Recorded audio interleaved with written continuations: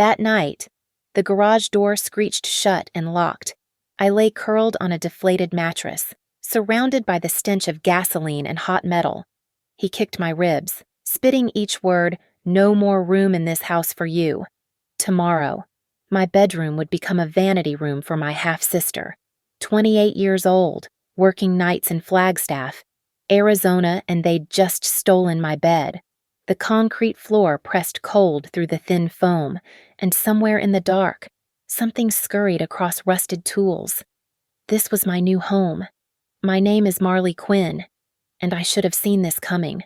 The announcement came during dinner if you could call microwaved leftovers at 9:30 p.m. a dinner. I'd just gotten home from my shift at North Rim Outfit Logistics, my feet screaming from 8 hours of inventory management. Ray didn't even look up from his phone when he said it. "We're renovating, starting tomorrow." My mother Diane pushed green beans around her plate. Sienna, my 24-year-old half-sister, smiled that practiced smile she'd perfected since childhood, the one that meant she already knew everything. "What renovation?" I asked, though my stomach already knew the answer. "Your room," Ray said, scrolling through his screen. "Sienna needs a proper dressing room for the engagement party. All those bridesmaids. The photographers can't have them cramming into the guest bathroom." The fork slipped from my hand. "My room. Where am I supposed to, garage?" He said it like he was telling me the weather. "Already set up a cot, just for a few weeks. The garage doesn't have heat, or insulation, or—" Ray's eyes finally met mine, cold as the beer he nursed every night. "You're 28 years old, working full-time. Maybe it's time you learned what real life feels like." He stood, his 6'2" frame blocking the kitchen light. "Unless you want to find your own place tonight." Diane studied her hands. Always studying her hands when Ray spoke. "Mom." My voice cracked like I was 13 again, watching her marry him, watching him move into our house, the house my grandmother left us, the house with only Diane's name on the deed. "It's temporary, honey," she whispered. "Just until after the wedding." Sienna's wedding. The $50,000 spectacle Ray was financing while I scraped together community college tuition for my nursing prerequisites. The same Ray who called me a leech when I asked to borrow $40 for textbooks last month. That night, I dragged my mattress down the narrow stairs. Ray had already installed a padlock on the garage's interior door, for security, he said, pocketing the only key. The concrete floor radiated cold through my socks. No carpet, no drywall, just exposed beams and the smell of motor oil from Ray's truck. A single bulb dangled from the ceiling, casting shadows that moved when the house's foundation settled. I'd lived in this house since I was 7, paid rent since I turned $18,500 a month. Cash only. No receipts because Ray didn't believe in paperwork between family. Cleaned, cooked when Mom worked late, repaired the fence when it fell, painted the hallway when Ray demanded it. But none of that mattered now. The space heater I'd bought myself 2 Christmases ago, Ray unplugged it, took it upstairs. "Fire hazard in a garage," he said. The temperature gauge on the wall read 48 degrees. My phone buzzed. Sienna had posted on Instagram a tour of her new dressing room, complete with ring lights and a vanity Ray must have ordered that very morning. My astronomy posters were already gone. The bookshelf I'd built with my father before he died disappeared. In the caption, "So blessed to have family who supports my dreams." Bride life. Blessed, 87 likes in 10 minutes. I wrapped myself in 3 blankets, but the cold crept through like water. Every time a car passed, headlights slashed through the gap under the garage door. At 2 a.m., something scattered across my makeshift bed, too quick to see, too real to ignore. The outdoor cats Ray fed sometimes brought their kills here. I pulled the blankets over my head and tried not to think about what else lived in these walls. This wasn't temporary. I knew it the way you know thunder follows lightning, the way you know your mother won't leave him, the way you know you're disappearing from your own home, erased room by room, until even the garage feels like charity. Tomorrow. I'd go to work with no shower. The hot water didn't reach the utility sink down here. Tomorrow. Sienna would pick curtains for my former window. Tomorrow. Ray would change the house locks because he'd been meaning to upgrade anyway. But tonight, lying on concrete in a house where I'd grown up, I made myself a promise they'd taken my room, my dignity, my mother's spine. They wouldn't take my future. Every insult, every shove, every humiliation I'd documented all. They just didn't know it yet. The favoritism started long before the garage. I should have kept a ledger. When Sienna turned 16, Ray bought her a Honda Civic powder blue, leather seats, premium sound system. A safe car for his princess, he'd said, tossing her the keys at her birthday party while relatives applauded. When I turned 16, 4 years earlier, I got a bus pass and a lecture about responsibility. I still took the bus to North Rim at 28, leaving the house at 10 p.m. for the 11 p.m. shift, walking the last mile in the dark because the route didn't run that late. I learned early that there were 2 sets of rules in this house. Sienna's laundry appeared clean and folded on her bed like magic. Mine sat in the washer until it mildewed if I didn't move it within the hour. When Sienna needed a laptop for her online boutique, the 3rd business attempt Ray had funded, he drove her to Best Buy that afternoon. When my ancient Dell died during finals week, Ray suggested the library. "You're the older one," my mother would say, hands wringing a dishcloth. "You need to set an example." An example of what? How to become invisible in your own home. Ray had married my mother when I was 12 and Sienna was 8. Back then, he'd tried to win me over pizza nights, movies, even a skateboard for Christmas. But once the ring was on Diane's finger, once the papers were signed, the trying stopped. He'd gotten what he wanted: control of a house he'd never have to pay for, a wife who'd shrunk herself to fit his moods, and a biological daughter to spoil. The financial control came gradually, like water damage you don't notice until the ceiling caves. First, he offered to help Mom with the bills. Then he consolidated the bank accounts, easier for taxes. Soon, every purchase needed his approval. Mom, who'd once managed her mother's estate and raised me alone for 5 years, suddenly couldn't buy groceries without permission.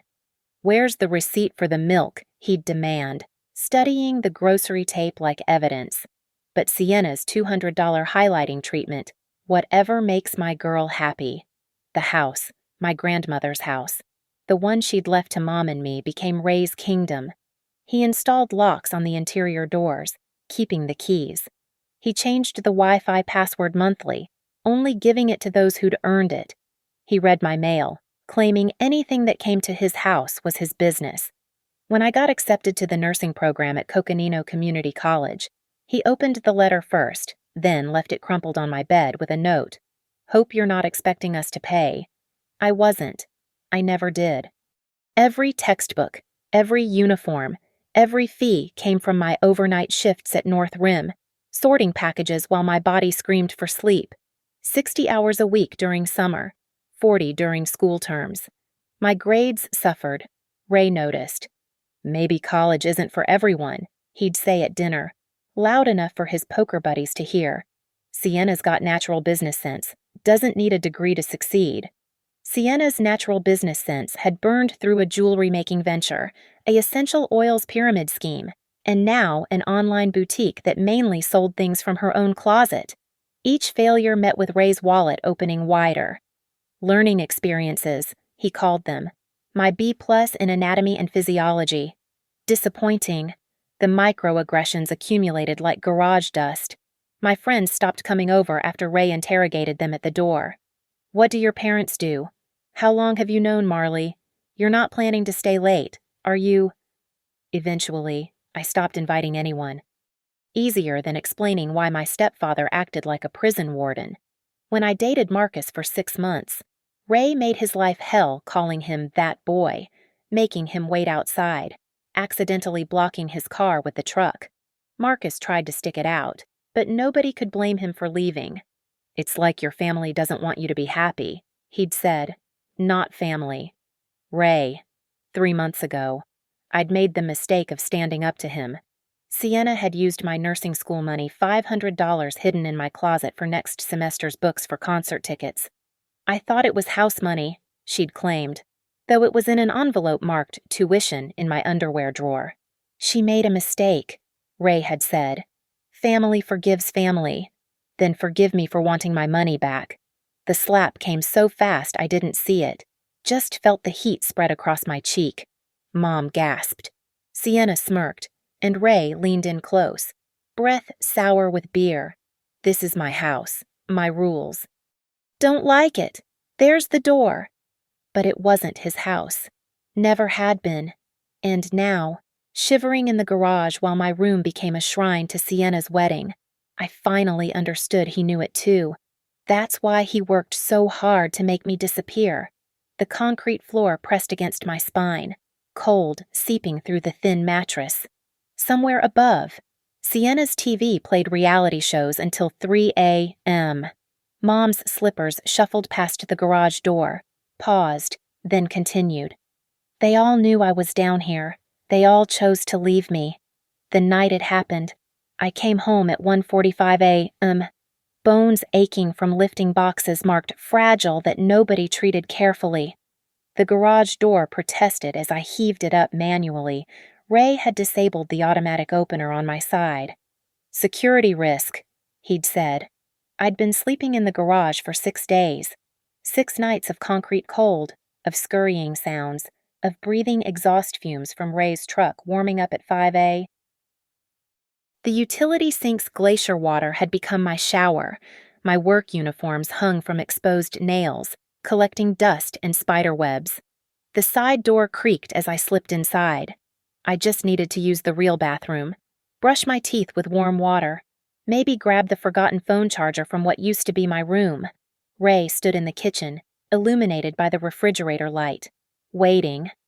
Thought I heard a rat, he said, voice sharp with whiskey. Just need the bathroom. Garage has a bucket. Ray, please. I live here. I pay rent. You live where I tell you to live. He moved faster than a man his size should. His hand caught my shoulder, spun me toward the door. I stumbled, caught myself on the counter. That's when I saw my blanket, the one good wool blanket I'd bought myself in the trash. That's mine. Nothing here is yours. He grabbed the blanket, shoved it at my chest. It reeked of motor oil. He'd used it to clean his truck engine. Take your shit and get back where you belong, I snapped. 6 days of freezing, of humiliation, of watching Sienna post videos from my room while I shivered below. This is my grandmother's house. My name's on the will. You're nothing but a parasite who... The flashlight caught my ribs first. Heavy, metal. The police issue maglite he kept by the door. Pain exploded through my side as I doubled over, gasping. He kicked the back of my knee, and I went down hard on the tile. You want to sleep inside? He pressed his boot against the mattress I'd been dragging back to the garage. You want warm water? Earn it. Beg for it. Ray, stop. My mother's voice, thin as paper from the hallway. Go back to bed. Diane. His boot found my stomach, not hard enough to leave obvious damage, just enough to empty my lungs. I curled on the floor, tasting bile, while he stood over me like he was disciplining a dog. You're 28 years old, he said, each word punctuated with disgust. Living in my house, eating my food, using my electricity. You're nothing. A burden your mother should have gotten rid of years ago. Sienna appeared in her silk pajamas, phone in hand. For 1 second, I thought she was recording, that finally someone would document this. But she was checking her engagement party Pinterest board. Daddy, could you keep it down? I need my beauty sleep. Sorry, princess. Ray's voice transformed, soft and warm. Just taking out the trash. He grabbed my arm, dragged me through the kitchen, through the garage door.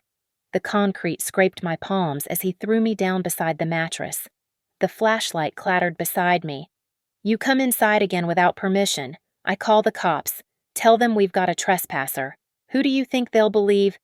The door slammed. The lock clicked. I lay there, ribs screaming, stomach churning, blood in my mouth from where I'd bitten my tongue. My mother's shadow passed by the kitchen window. The curtain twitched closed. Morning brought worse discoveries. Ray had changed the locks on all exterior doors. My key to the house I'd lived in for 21 years, no longer worked. A note taped to the garage wall listed rules. No entering the main house between 10 p.m. and 8 a.m. No using indoor facilities without permission. No guests. No complaints. At the bottom, in Sienna's bubbly handwriting, P.S. We turned your room into the cutest space. The photographer loves all the natural light. My room, where I'd studied for my SATs, where I'd cried after Dad's funeral, where I'd dreamed of becoming a nurse, of helping people, of mattering. Now it was a backdrop for Sienna's Instagram stories. I touched my ribs, felt the swelling already starting. Purple bloomed across my side like watercolors. Every breath felt like glass in my lungs. At North Rim that night, Alma would ask about the bruises. I'd tell her I fell. She wouldn't believe me. But first, I did something Ray didn't expect. I took photos, close-ups of every bruise, every scrape, every swollen inch. I wrote down everything: time, date, exact words, who stood where. I tucked the notebook behind the breaker box where Ray would never look. Then I sat on that oil-stained mattress and planned. They thought they'd broken me. They thought I'd disappear into that garage until I became nothing more than a ghost in my grandmother's house. Ray thought his fists and locks and cruel words were the end of the story. He was wrong. They'd just written the beginning. The camera cost $49 at Walmart, a tiny thing, no bigger than a quarter. I mounted it behind an old paint can on the garage shelf, angled perfectly at the mattress and door. USB-powered, motion-activated, uploading straight to cloud storage Ray didn't know existed. Jesus, Marley, what happened? Alma caught my wrist during break at North Rim, spinning me gently. The fluorescent lights made the bruises look worse purple-black galaxies across my ribs. Fell down the stairs. Bullshit. She'd been my friend for 3 years, the only person who still asked how I was doing. That's a boot print. I pulled my shirt down. It's complicated. It's assault. She dug through her purse, pulled out a business card. My cousin works at the Family Safety Coalition. They help with Alma. I can't. He'll kick me out completely. Honey, you're sleeping in a garage. How much worse can it get? She didn't understand. It could always get worse with Ray. But I took the card. Maria Sandoval, crisis advocate. The next day, I called from the parking lot of a McDonald's, voice shaking as I explained my situation. You have tenant rights, Maria said, even without a formal lease, and what he's doing forcing you to live in an unsafe space that's constructive eviction. The assault is criminal. He says no one would believe me. Documentation believes you. Medical records believe you. Can you get to our office? The Family Safety Coalition occupied a small suite downtown, painted in soft blues and yellows. Maria was younger than I expected, with kind eyes and careful questions. She photographed every bruise with a professional camera, measured them, had me describe each impact while she recorded. The garage situation violates at least 6 housing codes, she said, reviewing her notes. No proper ventilation, no heating, no smoke detectors, exposed electrical, potential carbon monoxide exposure from vehicles. Your stepfather created an uninhabitable space. But it's my mother's house. Doesn't matter who owns it. If you're a tenant and paying rent makes you one, they can't force you into dangerous conditions. She pulled out another form. Have you been to a doctor? I couldn't afford it. Maria made a call, got me into a community clinic that afternoon. The doctor, a woman who looked like she'd seen too much, documented everything. Contusions consistent with blunt force trauma, defensive wounds on my palms. She took more photos, wrote a detailed report. This is assault, she said plainly. You could press charges. He'd destroy my mother. He's already destroying you. Back at the coalition, Maria introduced me to Robert Chen, a housing attorney who volunteered twice a week. He pulled up city codes on his laptop, shaking his head. The garage fails residential standards completely, temperature requirements alone if it drops below 64 degrees. It's uninhabitable. You said 48. On warm nights. Christ. He printed several pages. Here's what you need to know. Arizona recognizes tenant rights even without written leases. Paying rent for 10 years. You're an established tenant. They'd need to formally evict you, which requires cause and process. But Ray isn't on the deed. Right. Only your mother. I nodded. Then legally, he can't evict you at all. Only Diane can, and even then, she'd need proper cause and notice. He leaned forward. More importantly, the homeowner, your mother, is liable for injuries sustained on the property due to negligence or deliberate action. Their homeowner's insurance, I said slowly. Understanding dawning. Exactly. Insurance companies hate liability claims. They investigate everything. Maria pulled out a timeline worksheet. Let's document everything. Every rent payment. Every incident. Every threat. For 2 hours, I filled pages. The slap 3 months ago. The changed locks. Reading my mail. Stealing my savings. Each humiliation. Dated and detailed. Maria's expression darkened with each revelation. This is a pattern of abuse, she said. Financial, emotional, physical. You have options. Like what I can't afford a lawyer, can't afford to move out. Protective orders are free to file. With this documentation, you'd qualify. It would force Ray to stay away from you, even in the same house. She pulled out another packet. And if you report the assault, the Victims' Compensation Fund could help with relocation costs. My phone buzzed. Sienna had posted another video, my old bookshelf, now holding her collection of wedding magazines. The caption, "Organization is key. Blessed bride, Jacques dream wedding." There's something else, Robert said. The insurance angle. If you file a claim for your injuries, the insurance company will investigate. They'll discover the garage situation, the code violations, the pattern of allowing dangerous conditions. They could drop your mother's coverage entirely. Or worse, sue for fraud if they've been paying for a single-family residence being used as an illegal rental unit. I don't want to hurt my mom. Your mom's letting you get hurt, Alma said. She'd been quiet until now, but her voice was firm. She stood there while he beat you. She's choosing him. The truth of it sat heavy in the room. Maria handed me a journal, leather-bound and official-looking. Document everything from now on. Every interaction, every threat. Every time you're denied access to basic facilities. Take photos, save texts, record if Arizona's one-party consent allows. It does, Robert confirmed. Build your case, Maria continued. When you're ready, and only when you're ready, you'll have everything you need. That night, back in the garage, I started writing. 1:17 a.m., returned from clinic. $72 in medical documentation fees, paid from savings. Garage temperature 46 degrees. Camera recorded Ray checking the garage door at 11 p.m., testing the lock. 1:43 a.m. Mom stood outside garage for 3 minutes. Could hear her breathing. She left without knocking. 2:15 a.m. Sienna and friends returned from bar, laughing about the garage troll. I wrote until my hand cramped, then wrote more. Every detail, every moment, building a paper trail they'd never see coming. The plan crystallized over 2 weeks of freezing nights and meticulous documentation. 2 parallel strikes, legal and social, timed to detonate during Sienna's engagement party. The legal groundwork came first. At the Family Safety Coalition, Maria helped me file the protective order petition.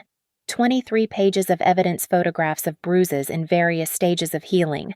The medical report describing blunt force trauma. Transaction records of 10 years of rent payments. Screenshots of the lock changes. Building code violations Robert had identified. The hearing will be set within 10 days, Maria explained. But we can request an emergency order given the assault documentation. Wait until the 15th, I said. That's when they're hosting the party. Maria raised an eyebrow but marked her calendar. The building safety complaint required more finesse. I met with Thomas Jeffers from Flagstaff Code Enforcement in a Starbucks, spreading photographs across the table like tarot cards. The garage in all its glory exposed wiring. No smoke detectors. The space heater Ray had confiscated. The utility sink that served as my only water source. This is residential occupancy. He looked genuinely appalled. For 3 weeks now, they changed the house locks. I can't access basic facilities without permission. That's criminal. Carbon monoxide risk alone from the vehicle storage. He took his own photos of my evidence. We'll need to inspect, can schedule for, the 15th would be perfect. They're having an event. Lots of witnesses. He made a note. We'll arrive around 2 p.m. The insurance component took detective work. Diane's homeowner's policy was with State Farm. I'd seen the bills. I called from a burner phone Alma had lent me, voice steady as I reported concerns about a property. I was injured on the premises. I explained to the agent. The homeowner's spouse assaulted me, and I have medical documentation. Additionally, I'm being forced to live in dangerous conditions, a garage without proper heating or safety features. Are you a tenant? 10 years of rent payments, $500 monthly. The silence stretched. We'll need to investigate. Can we schedule an adjuster visit? The 15th works best. There's an event that day you'll be able to see the full scope of the property usage. 3 prongs set, all aimed at the same date. But I wanted more. The social media campaign required subtlety. I created an anonymous Reddit account and posted in R raised by narcissists. Update Stepfather forced me into garage, then beat me for trying to use bathroom. The post was precise, factual, with enough details to be compelling but not enough to identify anyone. Within hours, it had 300 upvotes and dozens of comments offering support and advice.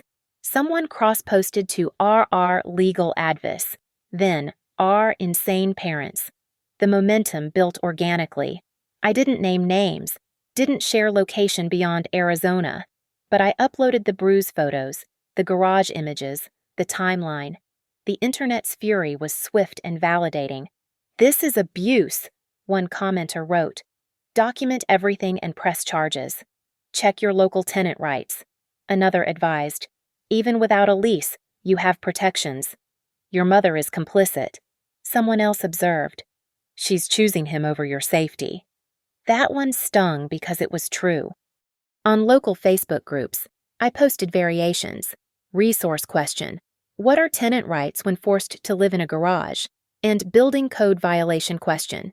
Is it legal to make someone sleep in an unheated garage? Each post gathered responses from concerned neighbors, local attorneys offering pro bono consultations, city officials confirming code violations. The digital paper trail grew. Alma helped me create a GoFundMe with a modest goal, $2,000 for emergency relocation after domestic violence. The description was clinical, accompanied by medical documentation with identifying information redacted. We didn't share it widely, just in a few domestic violence support groups. It raised $600 in 3 days. You're building an army, Alma said, watching the support pour in. I'm building evidence. Every comment, every donation, it shows a pattern of community recognition that this is abuse. The final piece was a letter to Diane's insurance company. Sent certified mail. Return receipt requested. I outlined the assault. Included copies of medical records, photographs of injuries and living conditions, and a formal claim for medical expenses and damages. The letter noted the date of their engagement party, suggesting it would be an ideal time to assess the property and its usage. You're really going to blow it all up, Alma said as I sealed the envelope. They blew it up when they threw me in the garage. I'm just documenting the explosion. The week before the party, I kept my routine. Work, garage, work, garage. Ray grew comfortable with my compliance, stopped checking the locks as often. Sienna posted countdown photos. 5 days until engagement party, with pictures of champagne bottles and floral arrangements. I watched it all from my burner phone, the legal machinery already in motion. 3 separate agencies converging on the same date. The protective order hearing scheduled for that morning. The internet army primed with updates, ready to amplify whatever happened. In my journal, I wrote, "They think the party is their celebration. Really, it's their reckoning." The garage was 44 degrees that night. I wrapped myself in the oil-stained blanket and smiled in the dark. The 15th arrived wrapped in Arizona sunshine and wedding hysteria. By noon, the house transformed into Sienna's fantasy white roses on every surface.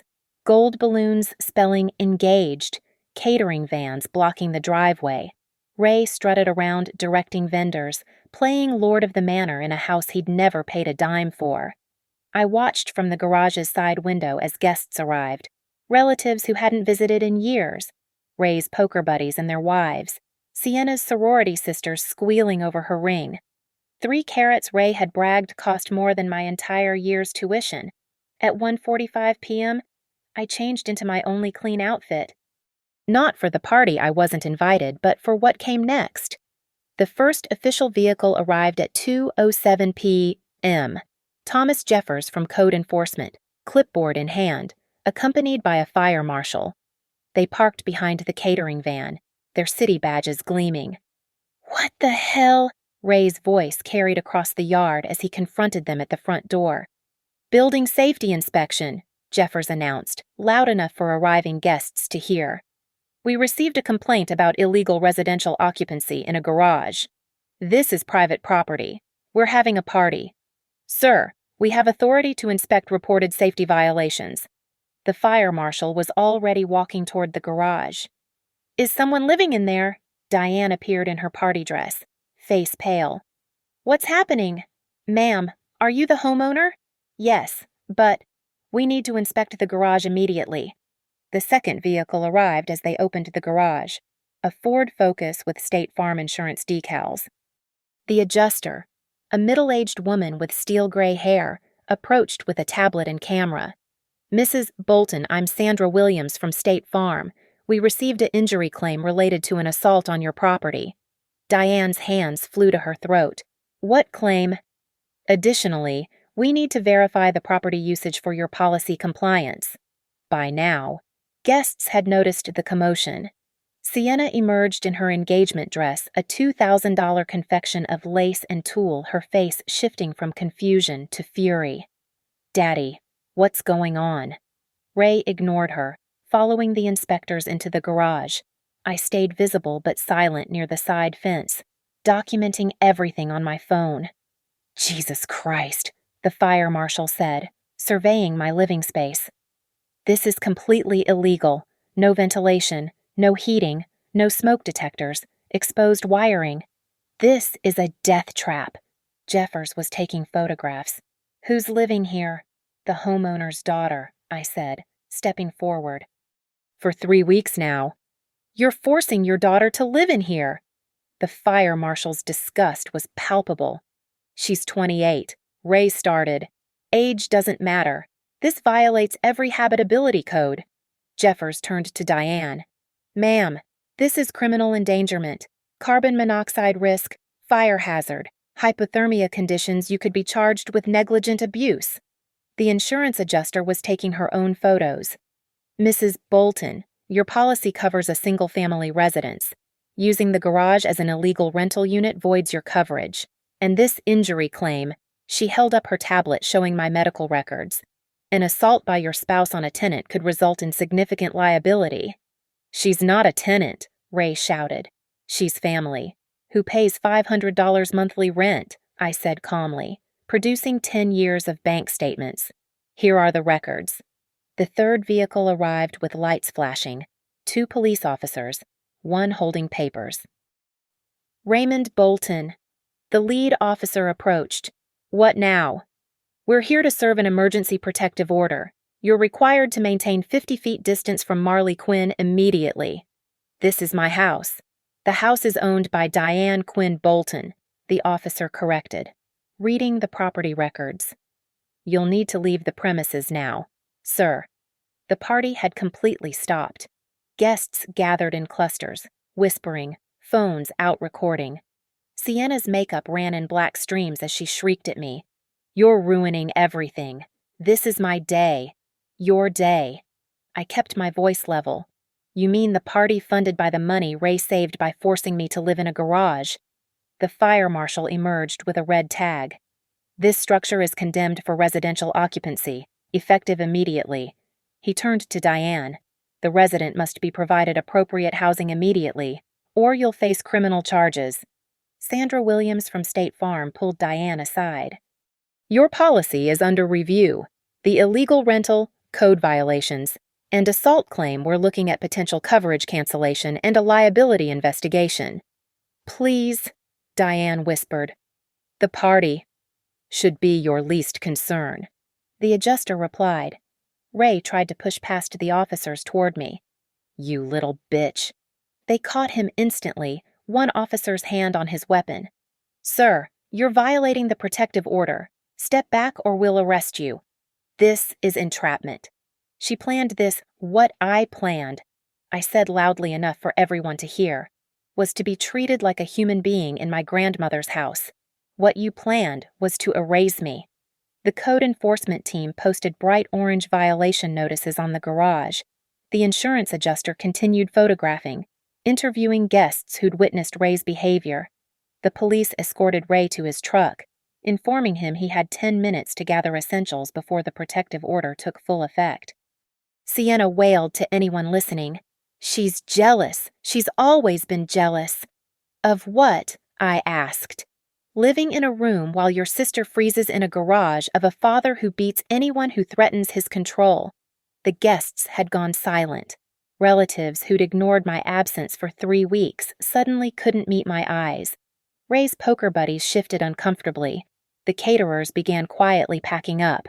Diane stood in her party dress amid the ruins of the engagement celebration, mascara streaking her cheeks. Marley, how could you? How could I? I pulled up my shirt just enough to show the still purple bruises. Several guests gasped. How could you stand in that kitchen and watch him beat me? How could you let him throw me out like garbage? It was temporary. It was criminal. Thomas Jeffers interrupted. Ma'am, you have 24 hours to provide proper accommodation for your tenant or face prosecution. As the officials wrapped up their documentation, I sent a single update to Reddit. It happened. They're removing him from the house. Within minutes, hundreds of comments flooded in. The story spread to Twitter, to Facebook, to local news feeds watching the drama unfold through guests' social media posts. By 4 p.m., the party was over. Guests departed in awkward silence. The roses wilted in the heat. The golden balloons reading engaged drifted into the garage, where my mattress still lay on the concrete, Exhibit A in a case that would destroy Ray's kingdom. The courtroom smelled like old wood and disappointment. Family Court. Division 3, 9 a.m. sharp. I sat with Maria and the victim's advocate while Ray hunched at the defendant's table, his cheap lawyer shuffling papers. Diane sat in the gallery, shrinking into herself. Sienna hadn't come posted instead about family drama on Instagram. Judge Catherine Chen studied the evidence packet, her expression darkening with each page. The bruise photographs, the medical reports, the code violations, the bank statements showing a decade of rent payments. Mr. Bolton, she began, voice sharp as glass. You forced a tenant to live in an unheated garage. She's not a tenant, Your Honor. She's family, who paid rent for 10 years. The judge held up the bank records. $500 monthly, documented transfers. That establishes tenancy under Arizona law. Ray's lawyer tried damage control. Your Honor, this was a temporary arrangement during home renovations. Temporary Judge Chen lifted the code enforcement report. No heating, no insulation, no smoke detectors, exposed wiring, carbon monoxide risk. Mr. Bolton installed a padlock preventing interior access. This wasn't temporary housing. It was imprisonment. Maria stood. Your Honor, we'd like to present audio evidence. My phone recordings played through the courtroom speakers. Ray's voice, slurred and vicious. You're nothing, a burden your mother should have gotten rid of years ago. The sound of impact, my gasp of pain, his threat about calling the cops if I entered his house. Ray's face went purple. That's illegal recording. Arizona is a one-party consent state, his own lawyer whispered urgently. Judge Chen turned to the building safety report. Mr. Jeffers, you inspected the property. Thomas Jeffers stood from the gallery. Yes, Your Honor. The garage failed every habitability standard. Temperature readings showed 44 degrees. The space was being used for vehicle storage while occupied potentially lethal carbon monoxide exposure. It's the worst case of housing violation I've seen in 15 years. And the assault. The prosecutor the state had picked up the case presented the medical evidence. Blunt force trauma consistent with being struck by a heavy object. Defensive wounds. Boot print bruising on the abdomen. I was teaching her responsibility. Ray started. By beating her with a flashlight. Judge Chen's voice could have frozen hell. Mr. Bolton, you assaulted a tenant, created uninhabitable living conditions, and violated numerous housing codes. This court finds sufficient evidence for the permanent protective order. She continued reading her ruling. Raymond Bolton is prohibited from coming within 100 feet of Marley Quinn. He must vacate the property at 4827 Pine Ridge Drive immediately, regardless of his marital status to the homeowner. Any violation will result in immediate arrest. But I live there, Ray exploded. You lived there, the judge corrected. Your wife owns the property. You have no legal claim to residency, especially given your assault on an established tenant. Diane finally spoke from the gallery. Your Honor, he's my husband. Then you can find new housing together, Mrs. Bolton. But he cannot remain where Ms. Quinn resides. Judge Chen turned back to the documents. Furthermore, Mr. Bolton is ordered to attend 52 weeks of anger management counseling. The assault charges are referred to the district attorney for criminal prosecution. The insurance company's lawyer stood. Your Honor, State Farm is prepared to offer a settlement. This was the surprise. Sandra Williams had been busy. The insurance company wanted to avoid a massive liability suit assault by a household member, permitted dangerous conditions, potential fraud for the illegal rental arrangement. Ms. Quinn, the lawyer continued, State Farm offers $30,000 to cover medical expenses, pain and suffering, and temporary relocation costs. In exchange, you agree not to pursue further civil action against our client's policy. $30,000, more than I'd make in a year at North Rim. Additionally, Sandra Williams added, Mrs. Bolton's policy requires immediate remediation of all code violations and restoration of Ms. Quinn's original room within 72 hours, or coverage will be terminated. Ray stood so fast his chair fell. This is extortion. This is consequences, Judge Chen said coldly. Mr. Bolton, you're in contempt. Bailiff. The bailiff moved toward Ray, who sat down quickly, fists clenched. Ms. Quinn, the judge addressed me directly. Do you accept the settlement? Yes, Your Honor. Then it's ordered. She signed papers with decisive strokes. Mr. Bolton, you have 2 hours to collect your belongings under police supervision. Your anger management begins Monday. Any violation of this order, any attempt to contact or approach Ms. Quinn, and you'll serve mandatory jail time. Your Honor, Ray's lawyer attempted. My client has nowhere to go. He should have considered that before assaulting a tenant and creating illegal living conditions. Perhaps his daughter can offer him her engagement party budget for a hotel. The judge's gavel came down like thunder. Order granted in full. Mr. Bolton, you're done here. The courtroom erupted. Ray cursed and threatened until the bailiff stepped closer. Diane sobbed. The insurance lawyer handed me settlement papers to sign, but the final blow came from an unexpected source. The prosecutor stood again. Your Honor, the state is filing criminal charges: assault, endangerment, criminal harassment. Mr. Bolton should be aware that conviction could result in up to 2 years' imprisonment. Ray's face went white. Real consequences. Finally. Outside the courthouse, Maria hugged me. You did it. It's not over. He'll violate the order. Then he goes to jail. She squeezed my shoulders. You won. You got your home back, got compensation, got him out. You won. That afternoon, I stood in my grandmother's house, my house, while police supervised Ray's packing. He grabbed clothes, tools, his precious poker chips.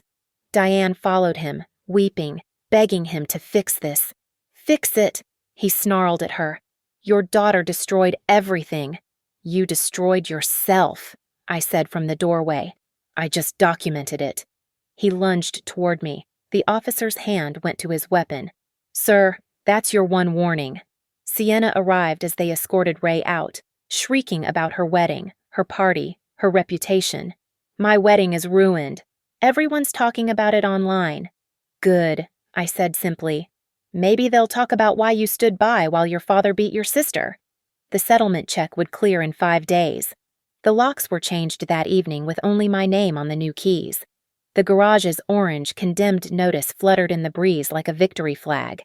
That night, I slept in my own bed, in my own room, with heat and dignity and safety. The house was quiet. Diane had followed Ray to whatever hotel would take him. Sienna was at her fiancé's, ranting on social media about family betrayal. But I was home. Really home. For the first time in 3 weeks, 3 years, maybe my whole life since Ray arrived. They'd stolen my room. I'd taken back my life.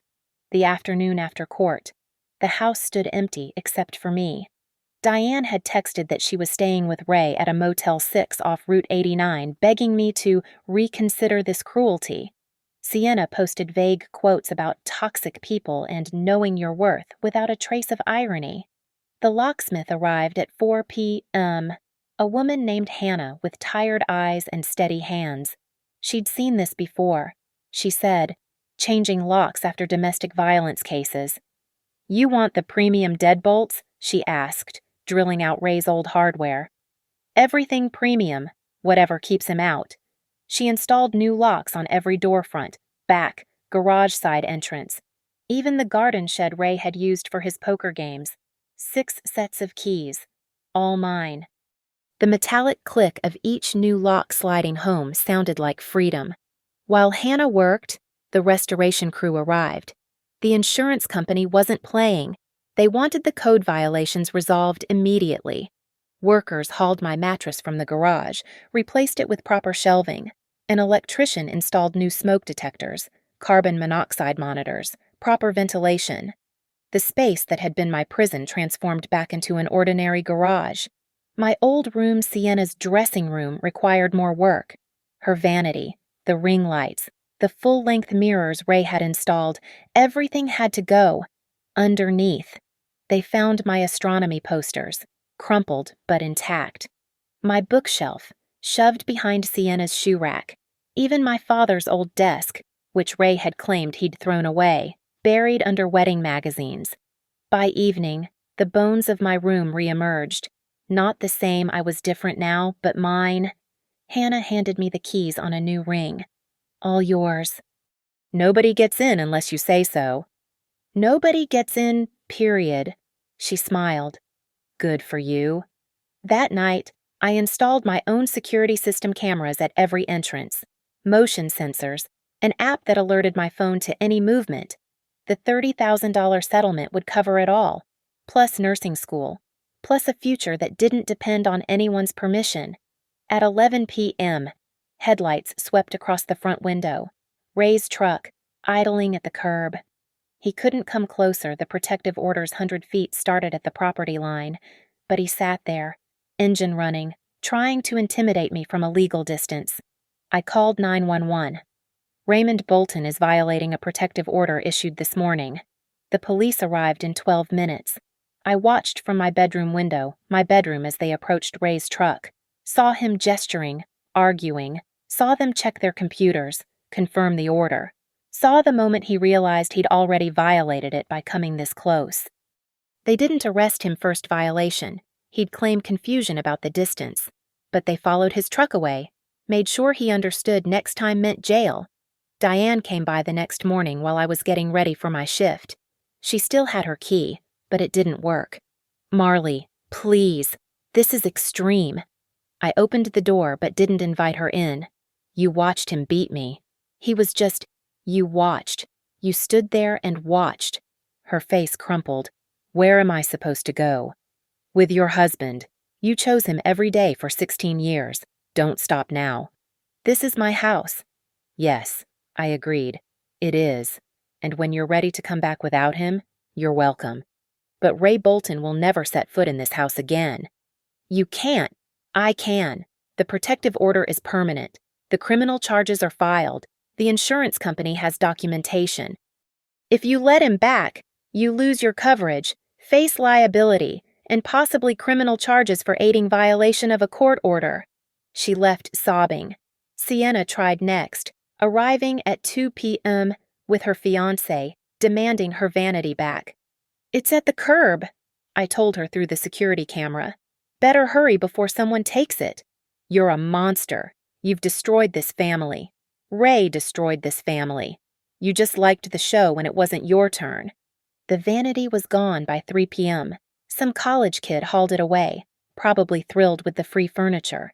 Days passed. My bruises faded from purple to green to yellow. I returned to work, where Alma had told everyone the story. My coworkers, people who'd barely noticed me before, suddenly saw me. Really saw me. Heard you fought back. Marcus from shipping said. Good for you. The Reddit post had gone viral screenshot and reshared across platforms. Strangers sent messages of support. Other survivors shared their stories. The GoFundMe hit $5,000 before I closed it, embarrassed by the generosity. A week later, preparing for my evening shift, I stood in my grandmother's kitchen. My kitchen. The house felt different without Ray's shadow, without Diane's enabling silence, without Sienna's performed sweetness. It felt like a house that could breathe again. I'd hung one of the astronomy posters back up the Andromeda Galaxy, racing toward us at 70 miles per second. Even galaxies collide and survive. The doorbell rang. The new camera showed a process server. Marley Quinn. Yes. You're being sued by Raymond Bolton for defamation and intentional infliction of emotional distress. I actually laughed. Signing for the papers. Let him try. I had documentation, witnesses, court rulings. Maria had warned me he might try this. Desperate people do desperate things, but I wasn't desperate anymore. I had my home, my health, my future. Nursing school started in the fall. The settlement would cover everything. And somewhere in a Motel 6, Ray Bolton was learning what it felt like to be locked out, powerless, erased from a space he'd claimed as his kingdom. I set the lawsuit papers aside. Maria would handle them tomorrow. Tonight. I had work. I grabbed my keys, all 6 of them, heavy and real in my hand. The lock clicked behind me with a sound like a promise. I'd changed more than the locks. I'd changed the whole damn story. Walking to my car, I glanced back at my grandmother's house. My house now. In every way that mattered. The porch light was on, waiting for my return. No one would lock me out again. I turned the key in my car's ignition, thinking about that last image of Ray being escorted from court. He'd ruled through fear, control, violence. But fear only works when you've got something left to lose. And me, I'd already lost everything, which meant I was free to take it all back. The garage door stood open now, afternoon light streaming in where darkness had trapped me. I'd won more than a lawsuit or a settlement. I'd won the right to lock my own doors, to feel safe in my own skin, to take up space in my own life. I locked this door, I whispered to the empty house, holding my new key. Not to lock myself in, but to finally, completely, lock him out. Thank you for listening to my story. I'd love to know where you're listening from. Drop a comment below and let's connect. If this story resonated with you, please subscribe to the channel and share your thoughts. Your own experiences matter, and this community is here for all of us who fought to reclaim our space.